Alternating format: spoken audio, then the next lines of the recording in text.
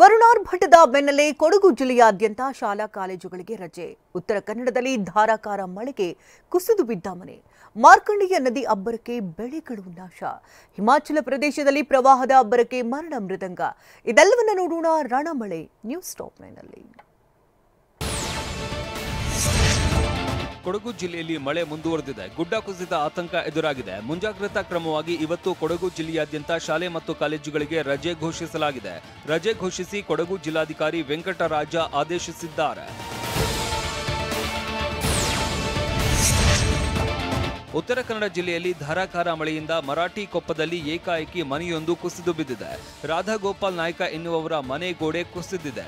ಮಳೆಯಿಂದ ಮೊದಲು ಹಿಂಬದಿ ಗೋಡೆಯಲ್ಲಿ ಬಿರುಕು ಮೂಡಿತ್ತು. ಅಧಿಕಾರಿಗಳು ಹಾಗೂ ಜನಪ್ರತಿನಿಧಿಗಳು ಸ್ಥಳಕ್ಕೆ ಭೇಟಿ ನೀಡಿದ್ರು. ಮುಂಜಾಗ್ರತಾ ಕ್ರಮವಾಗಿ ಬೇರೆಡೆಗೆ ಸ್ಥಳಾಂತರಿಸುವುದಕ್ಕೆ ಸೂಚಿಸಲಾಗಿತ್ತು. ಆದರೆ ಸಂಜೆ ವೇಳೆ ನೋಡುತ್ತಲೇ ಭಾಗಶಃ ಮನೆ ಧರೆಗೆ ಉರುಳಿದೆ. ಬೆಳಗಾವಿಯಲ್ಲಿ ಮಾರ್ಕಂಡೇಯ ನದಿ ತುಂಬಿ ಹರಿತಾ ಇದೆ. ನದಿ ಪಾತ್ರದ ಜಮೀನುಗಳೆಲ್ಲ ಜಲಾವೃತವಾಗಿದೆ. ಬೆಳಗಾವಿ ತಾಲೂಕಿನ ಕಂಕ್ರಾಣಿ ಕೆಎಚ್ ಗ್ರಾಮದಲ್ಲಿ ಜಮೀನಿಗೆ ನೀರು ನುಗ್ಗಿ ಮೆಕ್ಕೆಜೋಳ, ಕಬ್ಬು, ಭತ್ತ, ಸೋಯಾ ಎಲ್ಲವೂ ಹಾಳಾಗಿದೆ. ಸೂಕ್ತ ಪರಿಹಾರಕ್ಕಾಗಿ ರೈತರು ಮನವಿ ಮಾಡಿದ್ದಾರೆ. ಬೆಳಗಾವಿ ತಾಲೂಕಿನ ಕಡೋಲಿ ಭಾಗದಲ್ಲಿ ಹಲವು ಬೆಳೆಗಳು ನಾಶವಾಗಿವೆ.